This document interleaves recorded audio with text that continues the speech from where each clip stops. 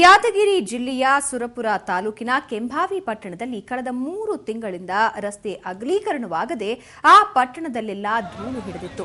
ಕಳೆದ 1 ವರ್ಷದ ಹಿಂದೆ ಸುರಪುರ ಹುನಗುಂದ ನಡುವಿನ 37 ಕಿಲೋಮೀಟರ್ ರಸ್ತೆ ಕಾಮಗಾರಿ ಆರಂಭವಾಗಿತ್ತು. 36 ಕಿಲೋಮೀಟರ್ ಕಾಮಗಾರಿ ಮುಗಿಸಿದ ಗುತ್ತಿಗೆದಾರ ಲೋಕಲ್ ಪುಡಾರಿಗಳ ಹಗ್ಗ ಜಗ್ಗಾಟದಿಂದಾಗಿ 1 ಕಿಲೋಮೀಟರ್ ರಸ್ತೆ ಮಾತ್ರ ಬಾಕಿ ಉಳಿಸಿದ್ದ. ಪಟ್ಟಣದ ರಸ್ತೆ ಅಗಲೀಕರಣದಿಂದಾಗಿ ಕೆಲ ಸ್ಥಳೀಯರ ಸಮಸ್ಯೆ ಕಾರಣ ರಸ್ತೆ ಕೆಲಸ ನಿಂತು ಹೋಗಿತ್ತು. ಇದರಿಂದಾಗಿ ಸಾರ್ವಜನಿಕರಿಗೆ ಕಿರಿಕಿರಿಯುಂಟಾಗಿ ತೊಂದರೆ ಅನುಭವಿಸ್ತಾ ಇದ್ರು. ವಾಹನಗಳ ಧೂಳೆದ್ದು ಜನರು ಅದರಲ್ಲೇ ಉಸಿರಾಡಿ ಕೆಲವರಿಗೆ ಅಲರ್ಜಿ ಉಂಟಾಗಿ ಆಸ್ಪತ್ರೆ ಸೇರ್ತಾ ಇದ್ರು. ಈ ಕುರಿತು ಸುವರ್ಣ ನ್ಯೂಸ್ ಸುದ್ದಿ ಪ್ರಸಾರ ಮಾಡಿತ್ತು.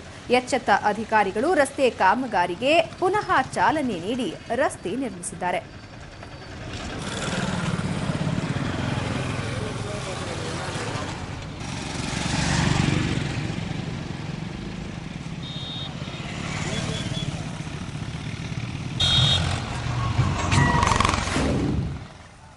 ಧನ್ಯವಾದಗಳು. ಈ ರೋಡಿಂದು ಕೆಲವೊಂದು ಪ್ರಾಬ್ಲಮ್ ಆಗಿ ರೋಡ್ ನಿಂತು ಹೋಗಿತ್ತು. ಈ ರೋಡಿನ ಮಧ್ಯದಿಂದ ಆ ಕಡೆ 50 ಈ ಕಡೆ 50 ಫೀಟ್ ಹೊಡಿಬೇಕಂತಿತ್ತು. ಕೆಲವೊಂದು ಅಂಗಡಿ ಮುಂಗಟ್ಟುಗಳು ಒಳ್ಳಾಡ ಸಲಗೆ ರೋಡ್ ನಿಲ್ಲಿಸ್ಬಿಟ್ಟಿದ್ರು. ಕೆಲಸ ಮಾಡಲಾರ ಬಿಟ್ಟು ಹೋಗ್ಬಿಟ್ಟಿದ್ರು. ಅಧಿಕಾರಿಗಳು ಏನು ಕೆಲಸ ಅವರು ಏನು ಮುಂಜಾಗ್ರತೆ ತೊಗೊಳ್ಳೋದು ಅಷ್ಟೇ ಬಿಟ್ಟು ಹೋಗ್ಬಿಟ್ಟಿದ್ರು.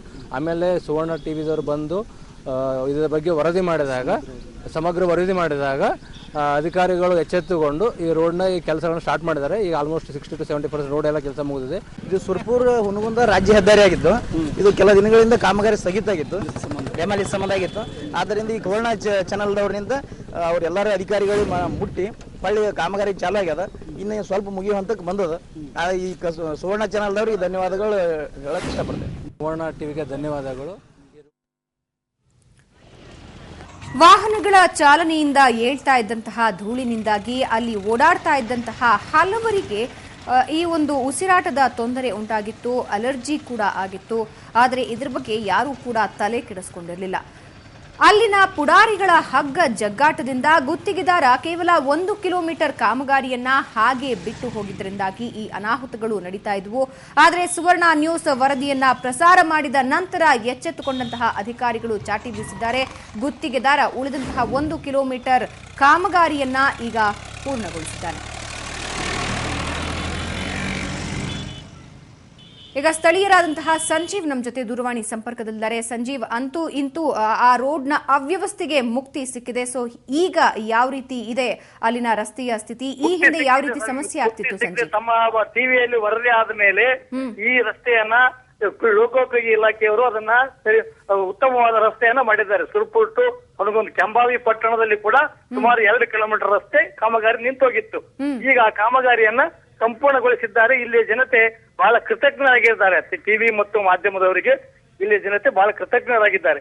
ಆದ್ರೆ ಈ ಎಡ ಮತ್ತು ಬಲದಲ್ಲಿರುವಂತಹ ರಸ್ತೆ ಚರಂಡಿಗಳ ಮಾತ್ರ ಇನ್ನೂ ನಿರ್ಮಾಣವಾಗಿಲ್ಲ. ಅಲ್ಲಿ ಅದೊಂದು ಶೀಘ್ರವಾಗಿ ನಿರ್ಮಾಣ ಮಾಡಬೇಕು ಅಂತ ನಮ್ದು ಒತ್ತಾಯ ಆಗಿದೆ. ಎಸ್, ಯಾವ ರೀತಿ ಸಮಸ್ಯೆ ಆಗ್ತಾ ಇತ್ತು ಸಂಜೀವ್ ಅವರೇ ಈ ಹಿಂದೆ? ಹಾಗಾದ್ರೆ ಟ್ರಾಫಿಕ್ ಜಾಮ್ ಆಗ್ತಾ ಇತ್ತು ಮೇಡಮ್. ಅಲ್ಲಿ ಬಸ್ಗಳು ಈ ಕಡೆ ನಿಂದಿರ್ಬೇಕಾಗ್ತು, ವಾಹನಗಳು ನಿಂದಿರ್ತಿದ್ದು. ಇದು ವರದಿ ಮಾಡದ ಹಿನ್ನೆಲೆಯಲ್ಲಿ ಹಾಗೆ ಅದು ನಿಂದಿರ್ತಿದ್ದು ವಾಹನಗಳು. ಈಗ ಏನಾಗಿದೆ, ಟ್ರಾಫಿಕ್ ನಿರಾಳವಾಗಿ ಸಾಗ್ತಾ ಇದೆ, ಜನರಿಗೆ ಅನುಕೂಲವಾಗಿದೆ. ಈ ನೀರು ಪಾಸ್ ಮಾಡ್ಲಿಕ್ಕೆ ಮಾತ್ರ ತೊಂದರೆ ಇದೆ. ಎಡ ಮತ್ತು ಬಲದಲ್ಲಿ ಅತಿಕ್ರಮಣವಾಗಿದೆ. ಅವುಗಳನ್ನು ಜಿಲ್ಲಾಧಿಕಾರಿಗಳು ತೆರವುಗೊಳಿಸಿದ್ರೆ ಇನ್ನೂ ಮತ್ತಿಷ್ಟು ಹೆಚ್ಚಿನ ಅನುಕೂಲವಾಗುತ್ತದೆ ಇಲ್ಲಿ ಜನತೆಗೆ. ಎಸ್, ಧನ್ಯವಾದ ಸಂಜೀವ್ ಅವರೇ ನಮ್ಮೊಂದಿಗೆ ಮಾತನಾಡಿದ್ದಕ್ಕೆ.